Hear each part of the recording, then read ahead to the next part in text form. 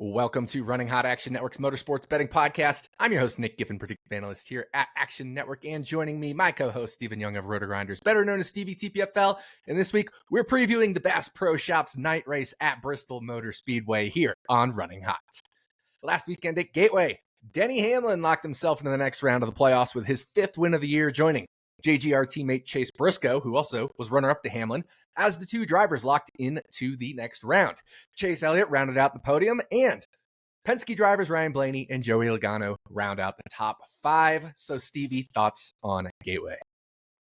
Yeah, I mean, Gateway has turned into a kind of a strategy race where when do you pit, when do you not pit on some of these cautions. And I mean, I think Denny had a really good car. So I think a good car won the race. I thought the racing after about lap 30, 35 was really solid. It's just, I mean, it's so tough to pass on these flat tracks with this car. And I think Gateway as a track in general has a ton of potential if we can figure out a maybe more horsepower package to make these cars just a little bit different. Like, we have to put it back in the driver's hands a little bit on these tracks.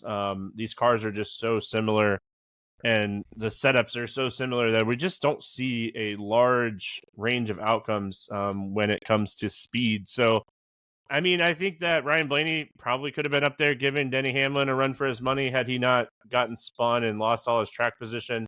But overall, I mean, I think the racing was good. I mean, at the end of the day, like, are we going to be saying Chase Briscoe is turning into a legit factor in this playoffs because he's qualifying well, he's running well, the crew chief is doing a great job, the pit crew is doing a great job, and Chase Briscoe is doing a great job.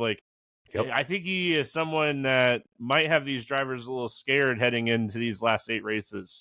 Stevie, you remember I had him in my Final Four, so yeah, I'm feeling pretty good about that one. But Chase Briscoe is on a roll. If we look, since Sonoma, second place, fifth place, first place, second place. A lot of top twos in the last 8 or 9 races there for Chase Briscoe. A couple other less good results mixed in, but you get the idea. But right there with you, I actually thought Christopher Bell was the best car. He also just struggled to get track position and strategy. He was really kind of annoyed with his own team that they pitted so late. Then the caution came out shortly after he pitted and just, had a bad restart, fell back to, I think it was 7th or something like that. But I actually think Christopher Bell had the best car.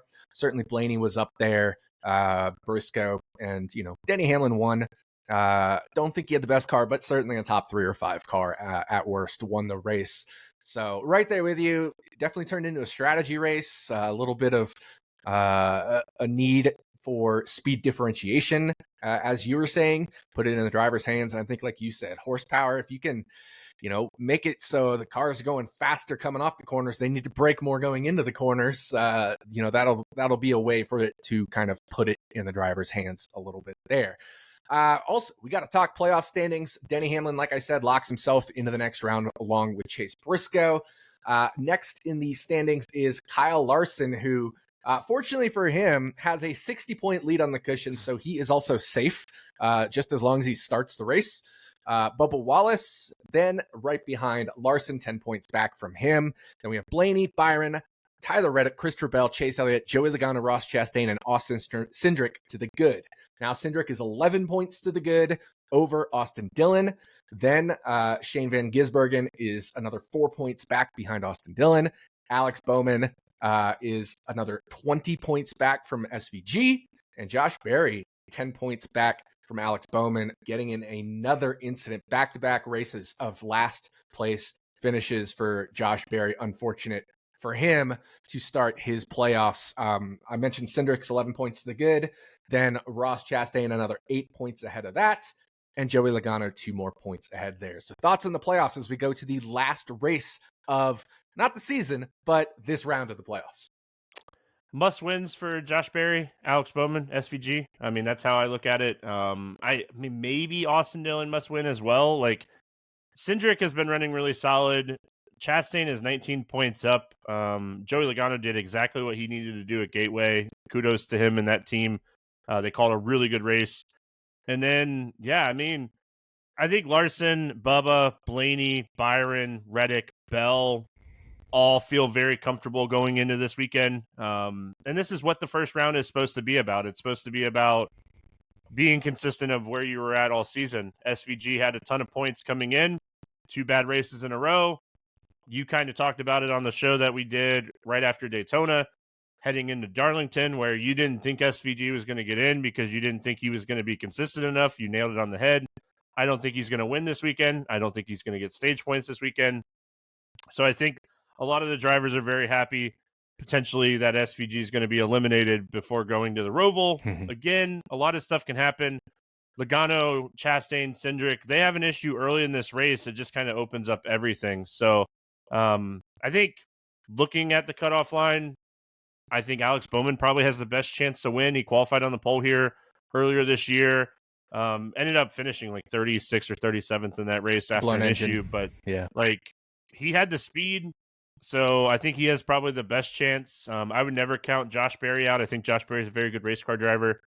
I think Austin Dillon's probably in the best point position, but not the best racetrack for Austin Dillon. You look at his average finish here with the next gen car, it's like 20.6 with 0 top 10s. Speed earlier this year here, though. He did. So. You're right. He did have some speed. So maybe they kind of built off of that. That was his only top 10 finish, and that was earlier this year. So I think if you're Austin Dillon, you're just kind of hoping that somebody above you has an issue, and you just kind of, because I don't think Austin Dillon's going to win the race. So I think Cindric, Chastain, Logano, potentially issues, but our favorite word, tire wear, new tire, new right side tire. We're going to talk about it a lot. Austin Dillon has been really solid on these like high tire wear racetracks at kind of maintaining his stuff. So maybe there's an angle there as well. But yeah, I think if you're Larson, Bubba, Blaney, Byron, Reddick, Bell, probably Chase Elliott, you're feeling pretty good heading into this weekend. Yeah, I agree with you. I think once you get up towards Chase Elliott, Bell, maybe not 100% comfortable, but very good, especially because this is a great track for both of them. I would say Logano on back are in the danger zone, right? If Austin Dillon replicates that 10th place finish, maybe grabs a couple stage points, and any of Cindric, Chastain, or Logano have an early wreck, they could be out. So definitely wouldn't count anybody safe through at least Joey Logano, maybe even Elliott and Christopher Bell myself. So that's the playoff talk that we got to get through there. But Bristol, we got to talk Bristol. A little more than a half-mile bull ring. It is a concrete track. It is steeply banked. True oval shape, so 280-degree turns on each side. We love classic old racing at Bristol. I was watching the 2002 night race last night, going to bed. Thought that was some amazing racing, but certainly Bristol has undergone changes over the years. Talk about racing at Bristol, Stevie. Yeah, I mean, this racetrack has changed so much. We put dirt on it. We put PJ1. We put everything under the sun on the surface, and it's just changed so much. It's not the same as it was. It probably will never be the same as it was. It is one of the biggest question marks, in my opinion, heading into the race weekend every year, because I feel like every time we come here, the track conditions are different. The weather conditions are different. The tire is different. It's just, there's so many question marks, but there's a couple drivers that definitely have this place figured out. But I think Bristol, for what it is a great track. I just, with this car and not being able to get to bumpers as much as you were able to with cars in the past, we'll say that. Yeah. Bristol racing has changed. I mean, the way that you have to approach this racetrack in general has changed. And that's why we've seen drivers go out and just absolutely flat out dominate this race, because it's so hard, even in traffic, to get by the leader at this racetrack now. Yeah, I agree with you fully. Very hard to get by the leader. The line typically with the PJ1 and all that starts on the bottom and then moves to the top as the race progresses. So I think we'll hopefully we'll see more of that. Ideally, we would like to see 2 lanes the whole race, or 3 lanes the whole race, so you can run anywhere and make speed. But that definitely changes throughout the race. It'll remain to be seen how the lines play out. Like you said, it could be weather dependent, PJ1 dependent, all that stuff. And, of course, Stevie, We have a new right side tire this weekend. So not even talking comparable tracks yet. Let's just talk about this right side tire. Goodyear bringing a softer right side tire than they used earlier this year at Bristol. It's going to be interesting. They've never used this right side tire. And Denny Hamlin talked about on his Actions Detrimental podcast that he heard this thing just shredded apart in some, tire testing, that not actual driving, but a simulator to test the tire wear. Yeah, I hate when we don't test tires on the racetrack with race cars heading into a weekend where you're in the playoffs and it's a cutoff race. I mean, that's just my opinion. I think Goodyear has done a really good job with tires this year. I think that had this car been a little different or a little bit more horsepower, I think tires would have been a much different factor at a lot of racetracks this year, because they've done a really good job of like making the compound different and making it softer and fall off. And I've really liked what Goodyear's done this year. Heading into this weekend, you throw your hands up. And I mean, I'll talk about it when I get into my bets, but I'm going very light on my betting this week heading into the practice and qualifying, because who knows? I mean, the drivers don't know, the teams don't know, you don't know, I don't know, Goodyear doesn't know, NASCAR doesn't know. So like, I don't know. That's a rant for another day. I'm a little frustrated that we are heading to a playoff cutoff race and we haven't tested this tire on the racetrack before. Yeah, so it remains to be seen. It could harken back to that first Bristol spring race after the dirt. So it was last year, I think it was Bristol's spring race, where the temperatures were really cold and the tires just came apart after 50 laps or so. Will we see something like that again? I know in that race, a lot of the veterans did great. Denny Hamlin, Martin Truex Jr., Brad Keselowski finished 1, 2, 3 in that race because they were able to manage tires. So something to think about there. How do we handicap Bristol in general? Comparable tracks or just any other things? I mean, Bristol's kind of its own animal. I mean, Dover is a steep track. It's a little bit longer. It's very similar kind of racing. It's just with it being a mile instead of a half a mile, the racing is a little bit more spread out than Bristol, and the speeds are a little bit faster. So, I mean, Dover, I think, is your best comp, and realistically, probably the only comp that I like to use. I know that you have like some comps that you like to use for Bristol. I mean, I love practice. I feel like we get so many practice laps at Bristol in a 25-minute period because of how short this track is. Practice is always my best comp, but I think Bristol comping to itself with the tire, who knows? I think practice is going to be the biggest factor this week. Yeah, Bristol, incredibly unique. It clearly is its own best comp. And then, like you said, a little bit of Dover. Occasionally, I've found a little bit of Richmond to actually correlate with Bristol. I think some of that could just be the line moving around and various things, short track type stuff. But it doesn't really quite make sense why it does in the data. But I've seen it in the data. So, Austin Dillon. Yep, exactly. And you mentioned Dover. We just had Denny Hamlin and Chase Briscoe finish 1-2. They also finished 1-2 at Dover. So they Denny Hamlin finished second at Bristol and Briscoe fourth at Bristol earlier this year. So when we get into the racing, we're going to be competing with Denny Hamlin and Chase Briscoe once again. But it is time to dive into those bets. As always, we'll drive through the race stage by stage with our shorter odds pick in stage 1, then a little bit longer odds, or maybe even a lot bit longer odds in stage 2. Finally, we'll race through stage 3 and end up in victory lane with our combined favorite bet. So we're going to throw the green flag on the Bass Pro Shops night race. Fire off for stage 1. First stage, Stevie, going to a guy that has struggled but is very good at Bristol. Yeah, I'm going to go to Ty Gibbs for a top 10 here at plus 120.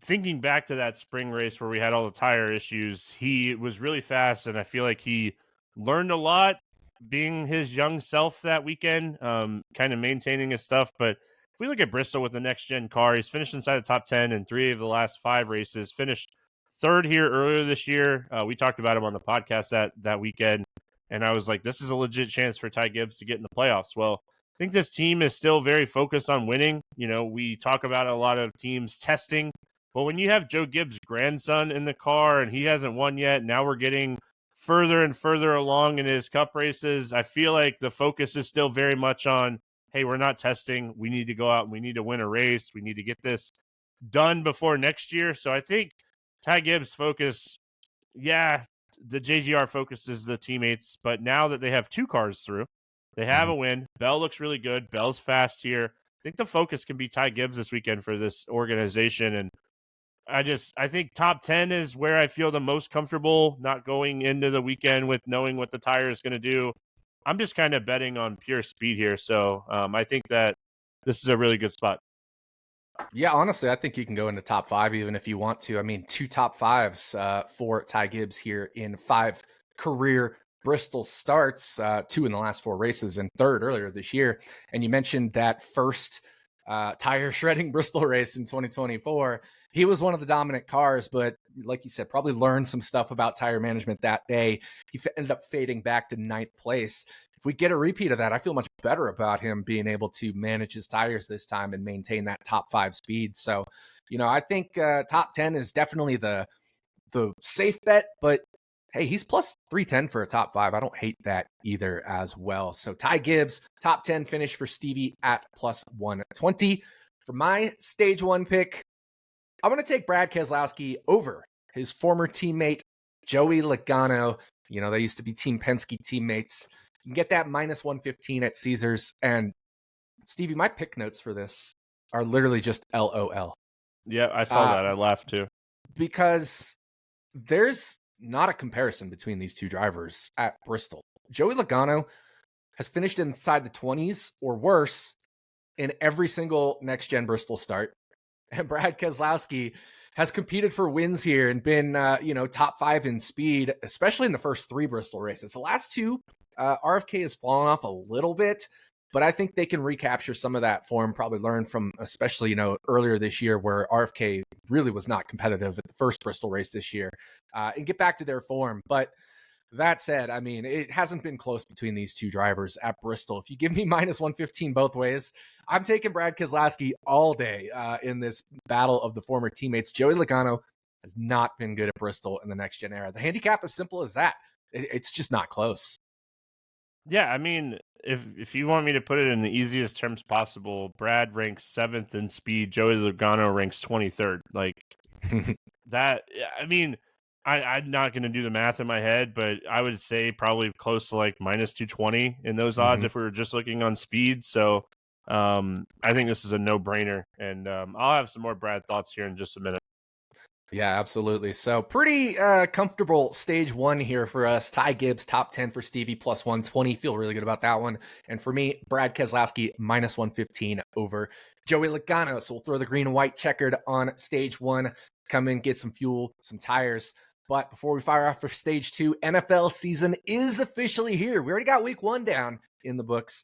And to get the most out of the award-winning Action Network app, you'll want to be an Action Pro subscriber, because only Pro subscribers get real-time pick alerts from experts like Stuckey, Chris Raybon, Brandon Anderson, myself, Sean Kerner, our entire Action Network team. Plus, you can get access to our Pro projections powered by Sean Kerner himself and our predictive analytics team. Celebrate football's return. We've got a special offer. Just go to actionnetwork.com/pro and get $20 off the annual price with the promo code POD20. That's POD20. So don't miss out on the best bets at the best prices. Once again, visit actionnetwork.com/pro and use the promo code POD20 to get $20 off a year of Action Pro. Also, wanted to let you all know Action Network is relaunching the Favorites podcast with Stuckey, who you likely know if you're familiar with the Action Network. And then he has new co-host Brandon Kravitz, who you may have heard on the Buckets podcast, and newcomer Kendra Middleton. New episodes of the Favorites, talking all things NFL, will be every Tuesday, Thursday, and Sunday. So make sure to go check that out. And a little word on the street is I may be in one of those episodes next week. So we better get back to the NASCAR action here, Stevie. Stage 2. I just talked about him versus Joey Logano, but you like Keselowski to do even better. Yeah, I'm going to go to Brad, top 10 here. It's plus money at Hard Rock at plus 150. I really like this. I know earlier this year he finished 16th, but if we look at the speed and we look at where he was at with some fastest laps, he was definitely better than a 16th place car. So I had him around like the 12th mark. But if we think this is going to be a tire wear race, this is basically just betting on This tire is going to fall off. We're going to have more tire wear than we usually do at Bristol. Brad Keselowski is excellent at maintaining his stuff and running well and running fast. So we talk about it all the time with RFK. You're always worried that they're testing and, you never know what you're going to get on a race weekend. But if we go to a high tire wear racetrack, I think Brad is always somebody that's way high up on my list. Denny Hamlin, we talk about him all the time. For years, we talked about Kevin Harvick and Martin Truex. So Brad's just a veteran. He's good at maintaining his stuff if he has to. So I'm going to take the early odds here on the top 10 at plus 150 and hope that we do see a little bit more tire fall off than we did earlier this season. Yeah, I agree with you completely. And, you did mention, Kez, you had more like a top 12 car. And I agree with that. My track position adjusted flags actually had him better than 16th. I think he was around 12th as well in that race. I don't think it was exactly 12th. I think it was 13th or something like that. But point is, I had Brad Keselowski much closer to a top 10 than his actual green flag speed. And a lot of it, came from track position and things like that, where he just didn't quite have the best ability to show off his stuff. But again, the first 3 Bristol races of the next gen era, Brad Keselowski was a top 6 car at worst. And again, add in the tire management angle right there with you. Love Brad Keselowski for a top 10 finish. And just like Ty Gibbs, if you want to take him for a top 5, you can get BK out there close to 5-1, plus 475 at BetMGM for a top 5 finish if you're feeling a little frisky on some BK upside. So my stage 2 pick, Stevie, first, let's do a little resume comparison. Driver A, average speed rank at Bristol in the next gen era, 23.2. Average finish, 27.0. And non-DNF average finish, 24.7. Driver B, average speed rank 16.4, average finish 19.8, and non-DNF average finish 16.0. Which driver do you prefer? Well, I think everyone knows that I'm going to prefer driver B. Yeah. Well, driver A, his top 10 odds are plus 110. That's Joey Logano. Driver B, Justin Haley, plus 950 for a top 10 finish. And has, at least an 8-spot, 7-spot better resume than Joey Logano in every single stat here. Justin Haley has run top 17 in speed in 4 of the 5 Bristol races, including 8th in our most recent trip to Bristol. This is a guy in the Shredgate race of, spring of last year at Bristol, had a Rick Ware racing car running inside the top 10 for a portion of that race on actual merit, not on strategy. He was there inside the top 10 on the same strategy as everybody else. Justin Haley is good here. Justin Haley knows how to manage his tires. He's, been in the sport for many years now. Even though he is still a young guy, Justin Haley is kind of becoming a veteran, if you will. And this is arguably his best, track aside from road courses and super speedways. So his best non-drafting oval, I would say. So in a race where we may have drivers falling out because of tire issues or just not being able to manage their stuff, give me Justin Haley for a long shot top 10 finish. He's finished 12th at Bristol here in the past. He finished 17th in the Tiregate race. Those Rick Ware cars kind of just didn't quite keep up pace with the field, but 17th in a Rick Ware car is a really, really strong finish. So Justin Haley, 9.5-1, top 10 finish. You can even get a 10-1 at Hard Rock if you have that. Yeah, you talked me into this before the show. I bet this on Hard Rock at 10-1. I like it. We're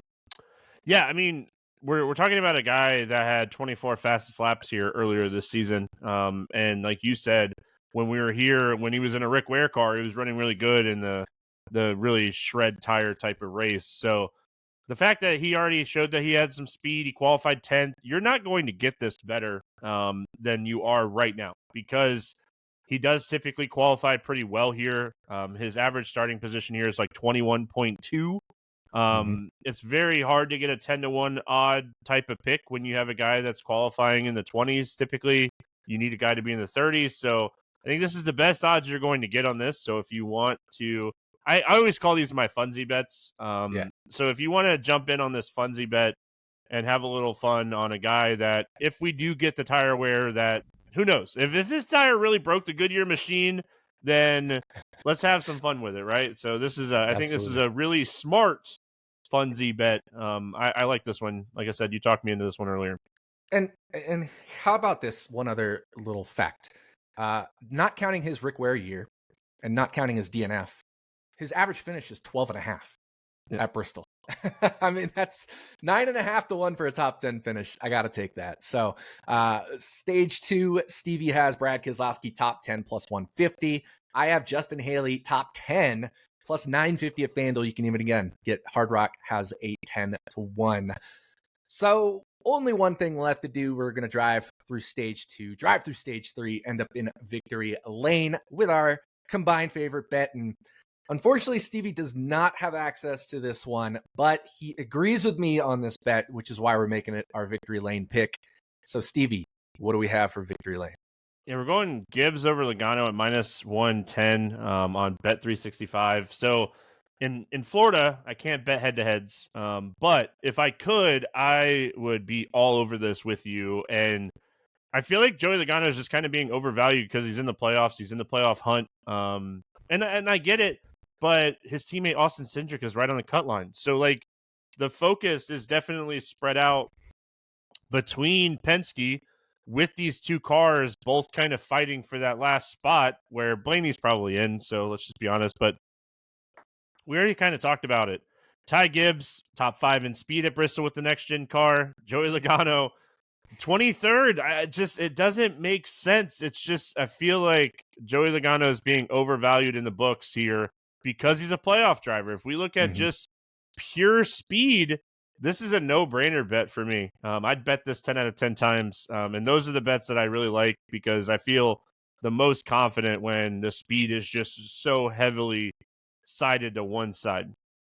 And in the next gen era, Joey Logano has been a playoff driver all 3 times. He's actually won the championship 2 out of the 3 times in the next gen era. But his Bristol playoff races results are 27th, 34th, and 28th. So even if the focus is there, the results have not been coming. So Ty Gibbs, minus 110 over Joey Logano head-to-head at Bet365. And that is going to do it for us. So thank you for listening to the Bass Pro Shops Night Race episode of Running Hot, Action Network's Motorsports Betting Podcast.